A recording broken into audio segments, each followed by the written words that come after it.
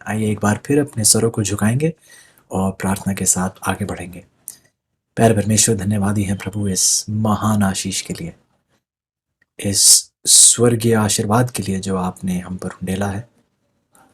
धन्यवादी हैं प्रभु इस बाइबल के अध्ययन के मौके के लिए। शुक्रगुजार है अपने अजीजों के लिए जो आपकी पवित्रता की भूख और प्यास रखते हैं।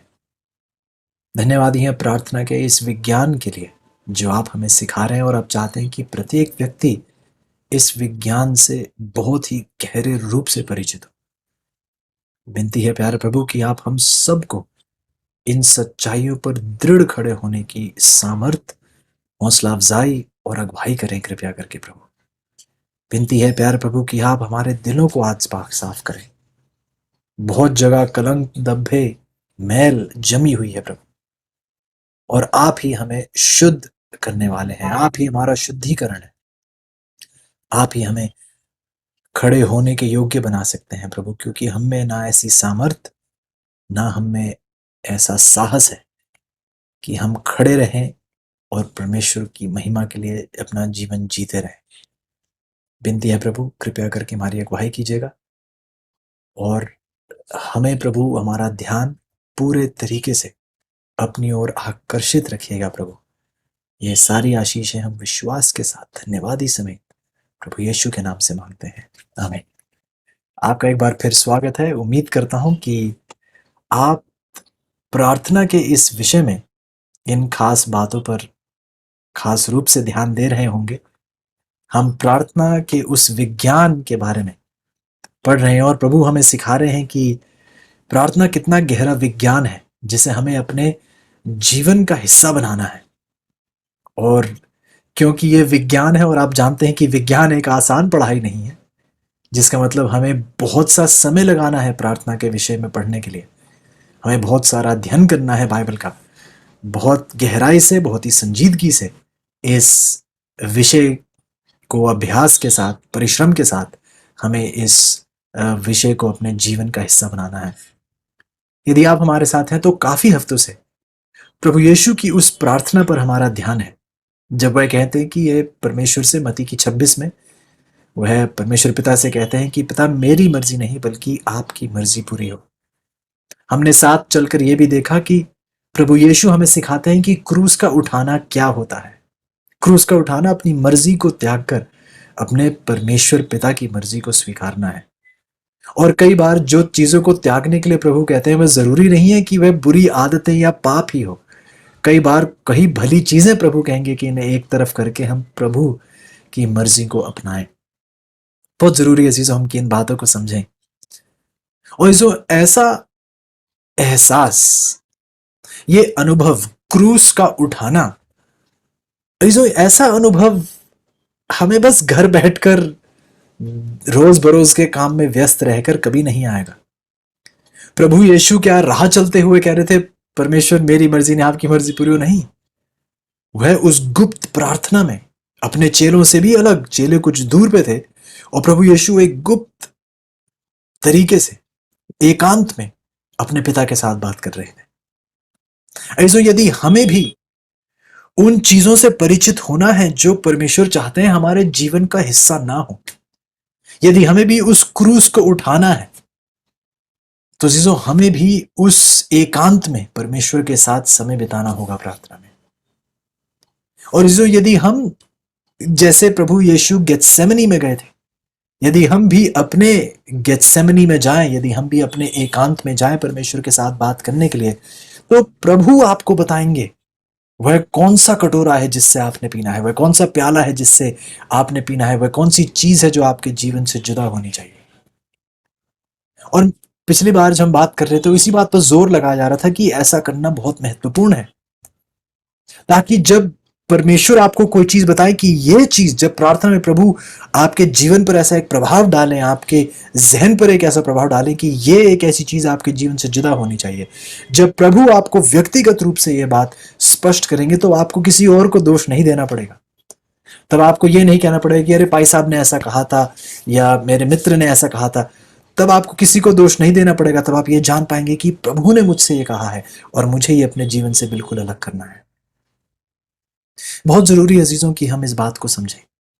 कई हद तक मैं आपको ये नहीं बता सकता कि आपको ये चीज ऐसे करनी और ये चीज वैसे करनी है। यदि आप परमेश्वर के साथ उस एकांत में प्रार्थना में जाएंगे तो प्रभु आपको कुछ ऐसी बातें बताएंगे। प्रभु आपको बताएंगे कि आपके लिबास ठीक है या नहीं। प्रभु आपको बताएंगे कि जो आपके खाने की पदार्थ है ये ठीक है या नहीं। आपको खुद परमेश्वर एहसास दिलाएंगे कि ये आपके जीवन का भाग, अभी इसमें सुधार की जरूरत है, इसमें बदलाव की जरूरत है, इसमें परिवर्तन की जरूरत है। प्रभु अजीजों हर हमारे जीवन से जुड़ी हुई चीज को हमारे सामने स्पष्ट करेंगे, उन चीजों का गहरा एहसास दिलाएंगे। लेकिन अजीजों, ऐसा एहसास प्राप्त करने के लिए, ध्यान से सुनिएगा, ऐसा एहसास प्राप्त करने के लिए हमें बहुत ही संवेदनशील होने की जरूरत है। हमें बहुत ही सूक्ष्म जीवन एक जीने की जरूरत है।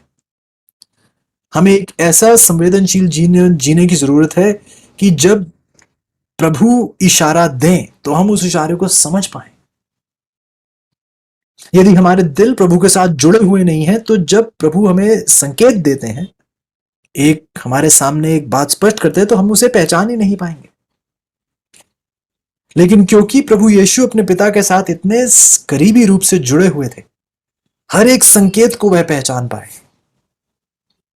और जो हम उस अनुभव से वंचित रह जाते हैं क्योंकि हम कभी प्रभु के साथ इस करीबी रूप से कभी जुड़े ही नहीं हैं। हमने उसको इस संकेत को पहचानना कभी सीखा ही नहीं है। क्या आपने कभी अपने बुजुर्ग माता पिता को देखा है? कई बार वे बिना कुछ कहे भी, बिना किसी शब्द का इस्तेमाल किए हुए भी एक दूसरे को देखकर समझ जाते हैं कि वह क्या कह रहे हैं। ऐसा कैसे हुआ है? क्योंकि उन्होंने इतने साल बिताए हैं एक दूसरे के साथ, इतना समय बिताया है एक दूसरे के साथ कि एक दूसरे के चेहरे को देखकर ही, एक दूसरे को देखकर ही वह समझ जाते हैं कि वह क्या चाह रहे हैं। ऐसो हम भी इसी प्रकार यदि प्रभु के साथ करीबी समय बिताएंगे तो हम भी प्रभु के हर संकेत से वाकिफ होंगे। हम भी पहचान पाएंगे कि नहीं, ये बात मैं नहीं कर सकता, ये परमेश्वर को नहीं भाएगी। इस मार्ग पे मैं नहीं चल सकता, ये परमेश्वर को ठोकर पहुंचाएगा। इस चीज को अपने जीवन में मैं नहीं जोड़ सकता क्योंकि ये प्रभु को बहुत दुख पहुंचाएगा, मैं ऐसा कभी नहीं कर सकता। आप भी पवित्र आत्मा के द्वारा उसकी अगुवाई में चलने के योग्य बन पाएंगे अजीजों। जिसका मतलब ये अजीजों कि ये मेरी जगह नहीं है आपको बताना। आपके जीवन की हर चीज, आपके जीवन का हर भाग, ये मैं नहीं बता पाऊंगा कि इसे यहां ऐसा करना है और इसे वहां वैसा करना है। जब तक आप खुद उस गेत्सेमनी में नहीं जाते, जब तक आप खुद एकांत में प्रभु के साथ नहीं जाते, तब तक आप नहीं समझ पाएंगे। जब तक आपने प्रभु के साथ उस क्रूस को उठाना नहीं सीखा है, तब तक आप नहीं समझ पाएंगे। जब तक आपने अपनी मर्जी को त्याग कर परमेश्वर की मर्जी को स्वीकारना नहीं सीखा है एकांत में, तब तक आप नहीं समझ पाएंगे। और यदि आप एकांत में जाएंगे अजीजों, तो प्रभु आपको अपने पापों के प्रति एक ऐसा शोक महसूस करवाएंगे जो केवल परमेश्वर ही करा सकते हैं। ये मनुष्य की रचना नहीं है, ये मनुष्य का मन घड़ंत एक अनुभव नहीं है, ये परमेश्वर ही इस अनुभव को अंजाम दे सकते हैं। प्रभु आपको एक ऐसा अनुभव देने के योग्य है, लेकिन इसके लिए आपको उस क्रूस का मार्ग चुनना होगा। क्या आपको याद है? आपको उस क्रूस का मार्ग चुनना होगा। ऐसे जब आपके पड़ोसी कभी आपसे मिलने आते हैं, आपके मित्रगण कभी आपसे मिलने आते हैं, तो क्या आपके घर को देखकर क्या वे ये कहते हैं कि अरे हाँ, इनके घर को देखकर सचमुच में लगता है, इनके जीवन को देखकर सचमुच में लगता है कि प्रभु यीशु बहुत जल्द आने वाले हैं। इनका घर, इनका रहना सहना, इनका खाना पीना, इनकी चीजें जो इनके पास हैं, जैसे कपड़े ये पहनते हैं, इससे लगता है, पता चलता है कि ये सचमुच में प्रभु यीशु के आगमन के लिए बहुत जल्द आना ये चाहते हैं, ये उसके आगमन को बहुत जल्द अनुभव करना चाहते हैं। या फिर जब लोग घर आते हैं और जाकर कहते हैं कि अरे ये तो बहुत अमीर है, बहुत ऐशो आराम की जिंदगी इनकी चल रही है, बहुत बढ़िया इनका बिजनेस व्यापार जो है बहुत बढ़िया चल रहा होगा इनका, देखिए दुनियादारी की हर चीज इनके घरों में पाई जाती है। क्या हमारे आस पड़ोस के लोग ये कहते हैं, या फिर ये कहते हैं कि इनके जीवन को देखकर सचमुच में लगता है कि ये प्रभु का आगमन बहुत जल्द लाना चाहते हैं? अजीजों, अफसोस की बात यह है कि कलीसिया के कई हमारे अजीज हैं, कलीसिया के कई हमारे ऐसे मित्रगण हैं जो जिनका ये मानना है कि यदि वह परमेश्वर की रोशनी को दूसरों तक पहुंचाना चाहते हैं तो उन्हें भी दुनिया की तरह ही आलीशान बंगलों में रहना होगा। यदि वह परमेश्वर की सच्चाई को दुनिया तक पहुंचाना चाहते हैं तो उनका यह मानना है कि उन्हें भी दुनियादारी के लिबास पहनने होंगे, दुनियादारी की बातें करनी होंगी, दुनिया की तरह उस दुनियादारी में जीना होगा, तो ही वह दूसरों तक पहुंच पाएंगे। कितनी उदासी की यह बात है। कई हमारे मसीही अजीज हैं जो दिखाना चाहते हैं दुनियादारी के लोगों को कि मसीही लोग कुछ कम नहीं है, हमारे पास भी बहुत धन है, हमारे पास भी बहुत संपत्ति है, हम भी बहुत अमीर हैं। बहुत से मसीही लोगों का यही प्रयास है। और दुख की बात है अजीजों, क्योंकि इस प्रकार से ये दिखाया जाता है, हम साबित करते हैं कि ये पृथ्वी एक ऐसी जगह है जहां पर हम सदा रहना चाहते हैं। जिस प्रकार की चीजें हमने समेट ली हैं, बटोर ली हैं, हम दुनिया को ये बताते हैं कि ये दुनिया एक ऐसी दुनिया जिसे मैं छोड़ना नहीं चाहता। तुलना में उस उस व्यक्ति की तुलना में जो जीवन इस सरलता से और इस परिश्रम के साथ जीता है कि उसके जीवन की हर सांस प्रभु के आगमन की उस ताक में बैठी हुई है। वह उसी की बाट जोता रहता है और उसी के आगमन के लिए सदा उत्सुक रहता है। क्या ये आपके जीवन की सच्चाई है अजीजों या नहीं? यदि आप उस एकांत में परमेश्वर के पास जाएंगे, ध्यान से सुनेगा अजीजों, यदि आप एकांत में उस परमेश्वर के पास जाएंगे तो परमेश्वर आपको बताएंगे कि आपके जीवन में से कौन सी चीजों को आपको घटाने की जरूरत है और कौन सी चीजों को बढ़ाने की जरूरत है। यदि आप एकांत में प्रार्थना में जाएंगे तो प्रभु आपसे बात करेंगे। वह आपसे बात करेंगे कि आप इस प्रकार जीवन जिए जो इस दुनिया को जल्दी छोड़ने वाला है। मृत्यु के विषय में नहीं, बल्कि एक ऐसा जीवन जिए जो एक ऐसा जीवन है जो दुनिया को बताए कि मैं बहुत जल्द उस अनंत जीवन में जुड़ने के लिए मैं तैयार हो रहा हूं। ये दुनिया मेरा घर नहीं है, मेरा घर परमेश्वर की मौजूदगी है। मैं उसकी हुजूरी में रहना चाहता हूं, अनंत काल में उसके साथ बिताना चाहता हूं, इस पृथ्वी पर नहीं। इस पृथ्वी से मेरा कोई लेना देना नहीं। और इसो ऐसा आपने किस प्रकार करना है, व्यक्तिगत रूप से आपको कौन सी चीजों को कम ज्यादा करना है, ऐसो ये मैं नहीं बताऊंगा आपको, क्योंकि सबसे पहली बात मुझे पता ही नहीं है कि आपके जीवन में ऐसी क्या चीज है जिसको आपको अपने जीवन से जुदा करना है या अपने जीवन में जोड़ना है। मुझे नहीं पता कि आपको कितने बड़े घर में रहना चाहिए, मुझे नहीं पता कि आपको कितने कितने का घर होना चाहिए जो उचित हो, ये मुझे नहीं पता। बीते सालों में माता पिता ने कुछ जगह देखने की कोशिश की है और जब भी कोई बताता है कि ये जमीन इतने की है, घर इतने का है, तो मुझे बहुत अजीब लगता है। मुझे लगता है कि इतना सारा पैसा, ये तो बहुत ज्यादा महंगा है। लेकिन फिर मुझे भी बताया जाता है कि नहीं, दुनिया अब ऐसी है, महंगाई ऐसी हो गई है। लेकिन मुझे थोड़ा अजीब लगता है ये सुनकर कि इतना महंगा, इतना महंगा। तो चीजों मैं नहीं आपको बता सकता कि कितने लाख का घर उचित होगा, मैं आपको नहीं बता सकता। मैं आपको ये नहीं बता सकता कि आपको कितने रुपयों की गाड़ी में बैठना चाहिए, ये मैं आपको नहीं बता सकता। शायद कुछ चीजें यदि मैं आपको बताऊं तो शायद आपको बुरी भी लगे। यदि मैं कुछ चीजों पे टिप्पणी करूं भी तो आपको शायद बुरी भी लगे कि आप कौन होते हैं हमें ये बताने वाले।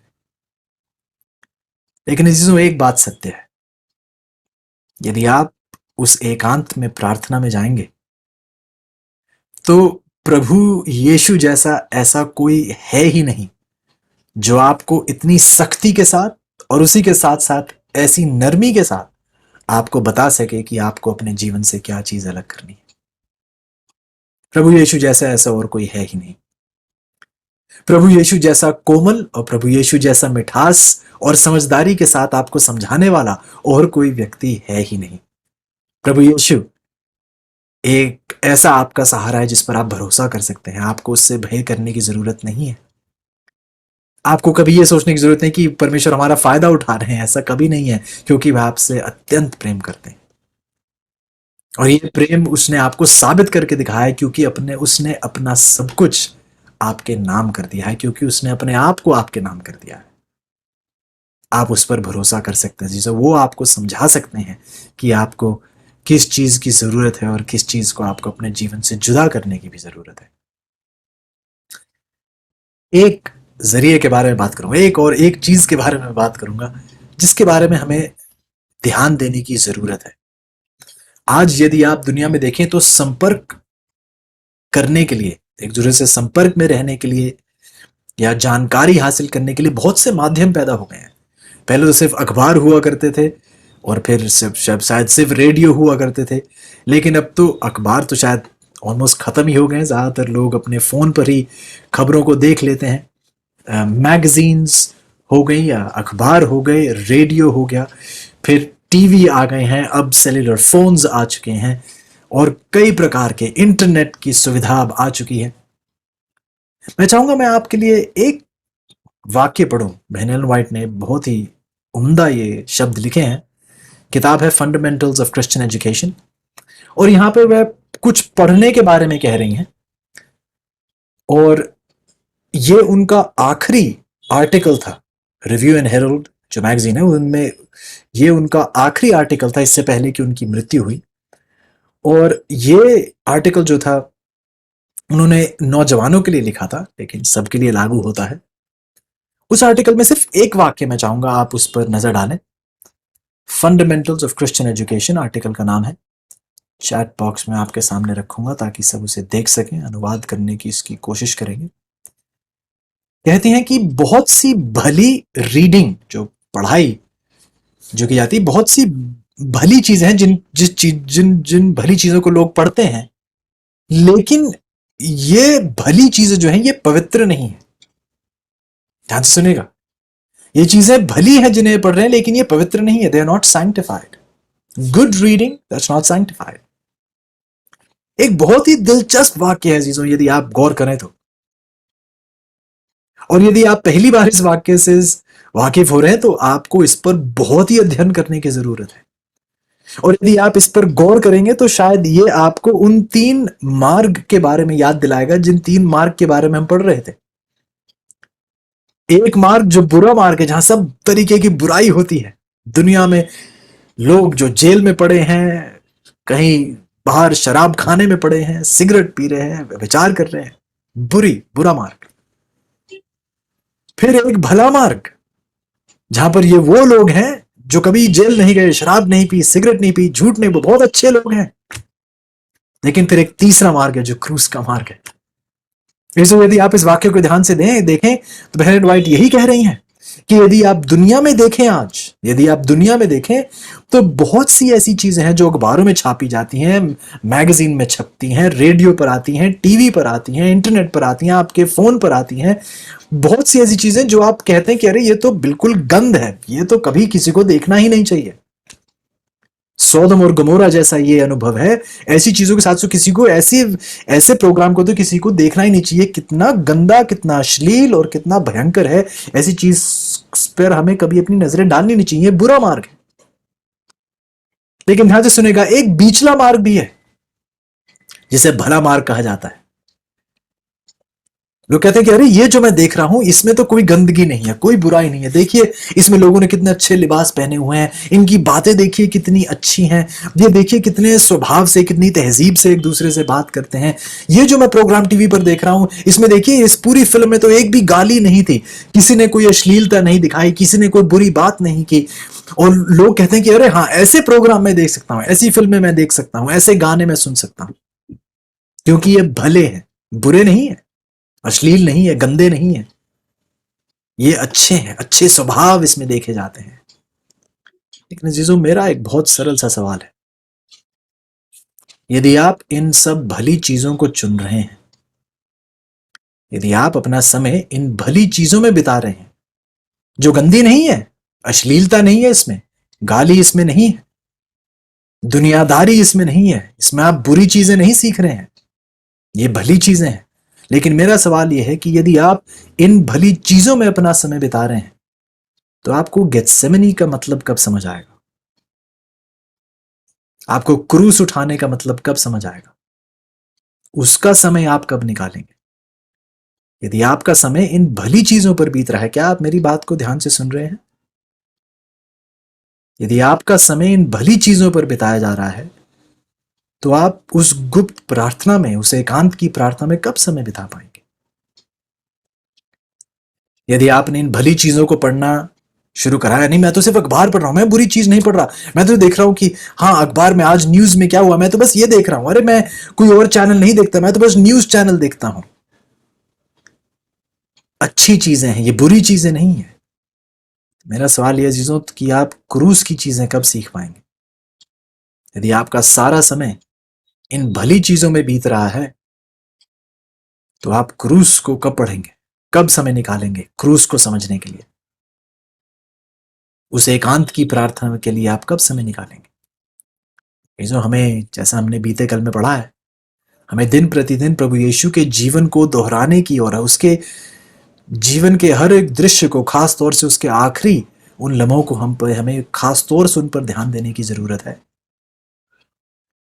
लेकिन यदि आपका सारा समय दुनिया की इन भली चीजों में बीत जाएगा तो आप उन चीजों से कब वाकिफ होंगे? लेकिन एक बार फिर चीजों, ये मैं नहीं बताऊंगा आपको कौन सा प्रोग्राम देखना है, कौन सा प्रोग्राम नहीं देखना है, रेडियो कितना सुनना है, कितना नहीं सुनना है, इंटरनेट पर कितने समय रहना है, कितना नहीं रहना है। ये मेरी जगह नहीं है आपको बताने के लिए। ये आपने सीखना है परमेश्वर के साथ। एक परमेश्वर ऐसा है जो आपके जीवन की हर एक डिटेल को आपको बता सकता है कि आपने क्या कितना करना है और क्या चीज से आपने हमेशा के लिए दूर रहना है। यदि आप उस एकांत की प्रार्थना में जाएंगे अजीजों, तो परमेश्वर आपको बताएंगे कि आपको कौन से प्याले से पीना है, कौन सी क्रूस आपने उठानी है, किस चीज को त्यागना है। प्रभु यीशु आपको दिखा सकते हैं। इसी प्रकार से हम बहुत सी चीजों के बारे में बात कर सकते हैं अजीजों। बहुत सी चीजें जो प्रभु, यदि आप एकांत में उसके साथ जाएं तो प्रभु बताएंगे कि ये चीजें कूड़ेदान में जानी चाहिए। इसलिए नहीं क्योंकि ये बुरी है, ध्यान से सुनिएगा, इन चीजों को आपको फेंक देना चाहिए, इसलिए नहीं क्योंकि ये बुरी है, लेकिन इसलिए क्योंकि ये चीजें आपके जीवन में जगह ले रही हैं। क्या आप ध्यान से सुन रहे हैं या नहीं अजीज? प्रभु यीशु ने गेत्सेमनी में कोई बुरी चीज नहीं त्यागी थी। क्रूस का उठाना जरूरी नहीं है कि किसी बुरी आदत को त्यागना हो, नहीं। क्रूस का उठाना परमेश्वर की मर्जी को स्वीकारना है, उससे परिचित रहना है। या आपके जीवन में कोई ऐसी चीज है जो आपको प्रभु से करीबी रूप से जुड़ने के लिए एक बाधा बन रही है? वह चीज बुरी होनी जरूरी नहीं है अजीजों, मैं बार बार दोहरा रहा हूं। ये तो दुनियादारी का भी कोई राह चलता इंसान आपको बता देगा कि ये चीज बुरी है, इसे मत देखिएगा, इसे मत सुनिएगा। लेकिन मेरा सवाल आपसे यह है कि यदि आप इन भली चीजों में समय बिता रहे हैं तो प्रभु के साथ कब समय बिताएंगे? बहन एंड वाइट इसी विषय में कह रही हैं कि उनके दौर में तो टीवी वगैरह और ये सब फिल्में वगैरह नहीं थी, तो वो तो अपने दौर के मुताबिक कहती हैं कि बहुत से लोग ये चीजें पढ़ते थे, लेकिन ये चीजें भली हैं लेकिन पवित्र नहीं है। यदि हम भी उन भली चीजों को पढ़ रहे हैं, देख रहे हैं, सुन रहे हैं, यदि हमारा सारा समय इस भले मार्ग पर बीत रहा है, तो आप उस क्रूस के मार्ग को कब उठाएंगे? आप उस क्रूस के मार्ग से कब परिचित होंगे? बहुत जरूरी है चीजों, बहुत अहम है कि हम इन बातों को समझें। यदि आज इस शाम आप और मैं प्रभु यीशु के पास आए उस एकांत की प्रार्थना में, तो प्रभु यीशु हमें सिखा पाएंगे कि क्रूस का मतलब क्या है हमारे दिन प्रतिदिन के जीवन में। और प्रभु हमें सिखाएंगे कि यही एक जरिया है, इस एकांत की प्रार्थना ही एक ऐसा जरिया है जहां पे प्रभु हमारी समस्याओं का हल हमारे सामने पेश करते हैं। यही क्रूस का वो राज है जो राज बाकी के सारे राजों को स्पष्ट कर देता है। यही एक ऐसा अनुभव है जो आपकी बाकी सारी समस्याओं का हल आपके सामने पेश कर देगा। यदि आप उसके पास जाएं उस एकांत की प्रार्थना में, तो यह मत पूछे कि मैं क्या कोई छोटी मोटी चीज त्यागू, नहीं। पूछिए, प्रभु मैं कौन सा बड़ा बलिदान दे सकता हूं ताकि मैं आपके करीब आ सकूं, ताकि आपकी मर्जी मेरे जीवन में पूरी हो, मेरी नहीं, आपकी मर्जी मेरे जीवन में पूरी हो। एक और बात देखिएगा, बहनें वाइट रखती हैं हमारे सामने, मैसेजेस टू यंग पीपल, 30 इसका पेज है, messages to young people, page 30। देखिए क्या कहती है ये, टेक्स्ट बॉक्स में, चैट बॉक्स में मैंने आपके सामने रखा है। कहती हैं कि हमारी ताकतों का पूरा समर्पण परमेश्वर को यदि हमारी ताकतों का पूरा समर्पण आप परमेश्वर को कर देंगे, अपनी ताकतों का सारा समर्पण आप परमेश्वर को दे देंगे, तो इससे आपके जीवन की जो समस्याएं हैं, जो मुसीबतें हैं, ये बहुत सुलझाई जाती हैं, ये बहुत सरल हो जाती है। यदि आप अपनी ताकतों का पूरा आत्मसमर्पण परमेश्वर को कर देते हैं, तो आपके जीवन की जो मुसीबतें हैं, ये बहुत सरल हो जाएंगी आपके सामने।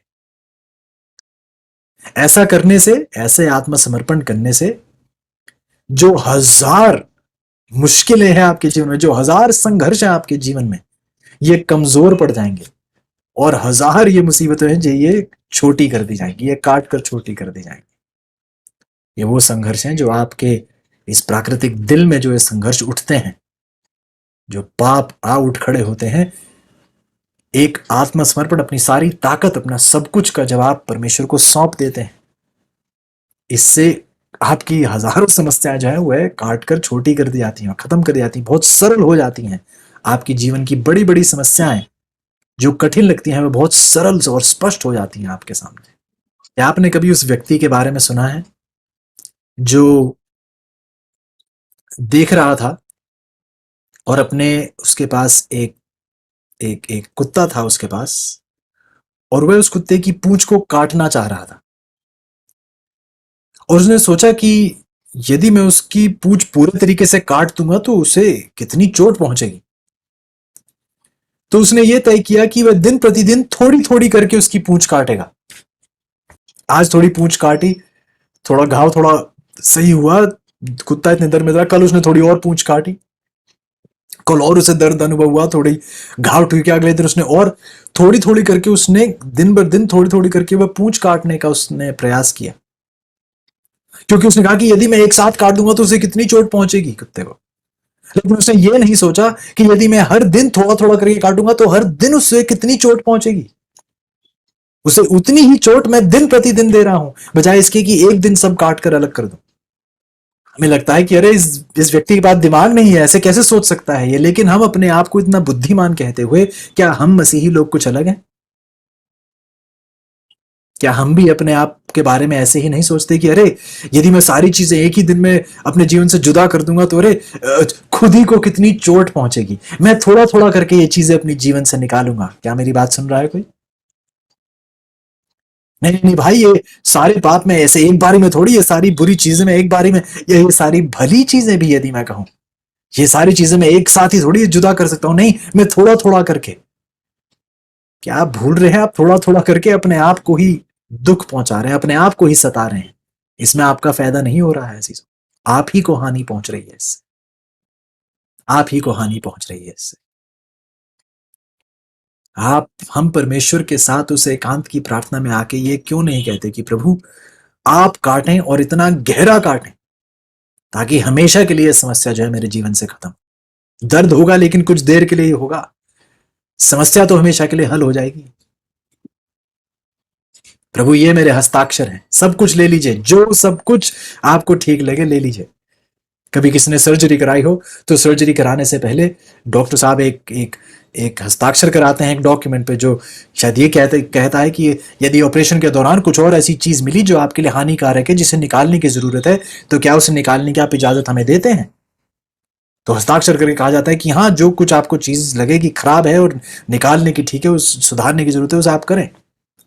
यदि हम एक डॉक्टर पर इतना भरोसा करते हैं तो प्रभु पर हम इतना भरोसा करके प्रार्थना में हस्ताक्षर देकर उसे क्यों नहीं कह देते कि प्रभु जो कुछ आपको लगे बिगड़ा हुआ है निकाल कर फेंक दीजिए, मैं हक देता हूं आपको ऐसा करने का, खुली आजादी देता हूं आपको ऐसा करने की। हम प्रभु से ऐसी बातें क्यों नहीं करते हैं चीजें? हम प्रभु को ऐसा आत्मसमर्पण क्यों नहीं देते? हम क्यों नहीं कहते कि प्रभु ये मैं पड़ा हुआ हूं, जो ना अच्छा लगे काट के अलग फेंक दो। दर्द होगा तो क्या हुआ, भला तो मेरा ही है।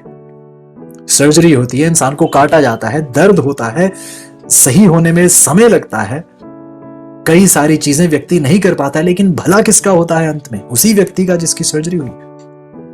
क्या आप परमेश्वर से ऐसा नहीं कहना चाहते?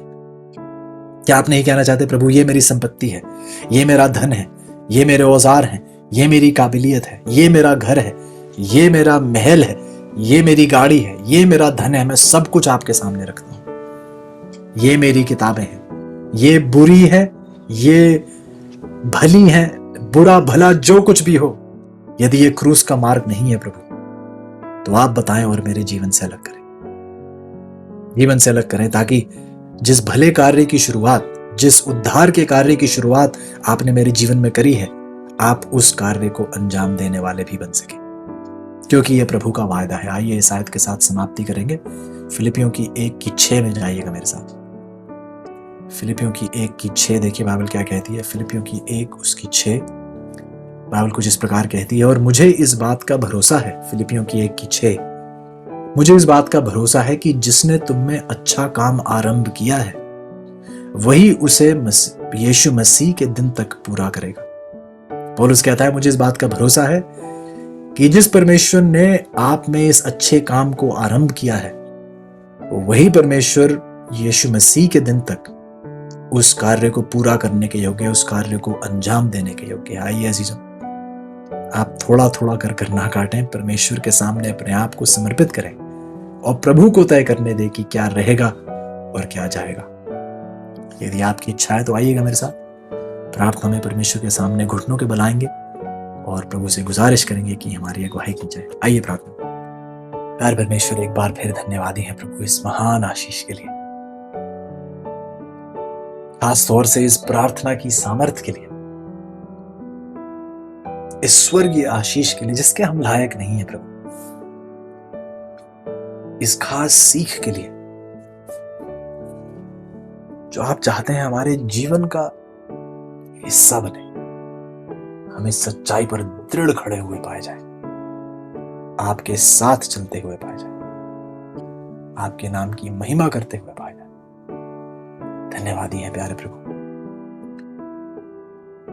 विनती करते हैं प्रभु कि हमें एकांत में आपके साथ समय बिताने की एक आदत डलवाएं, ताकि हम कभी कभार नहीं, बार बार आपके साथ एकांत में समय बिताने के लिए उतावले रहें और आपके साथ पलते बढ़ते हम पवित्रता में सामर्थी और साहसी बने। धन्यवादी है प्रभु इन खास योजनाओं के लिए जो आपने हमारे लिए तैयार की हैं, इन खास सभाओं के लिए जहां हम एकत्रित होकर इन बहुत ही अहम बातों पर मनन कर सकते हैं। विनती है प्रभु मेरे प्रत्येक अजीजों के लिए कि आप हर एक को, हर एक परिवार को जहां प्रदर्शित है, हर एक को आप अपने आगमन के लिए तैयार करें। आपका नाम अनंत काल के लिए ऊंचा उठाया जाए, क्योंकि ये सब कुछ आपके प्यारे बेटे प्रभु यीशु के नाम से मांगते हैं।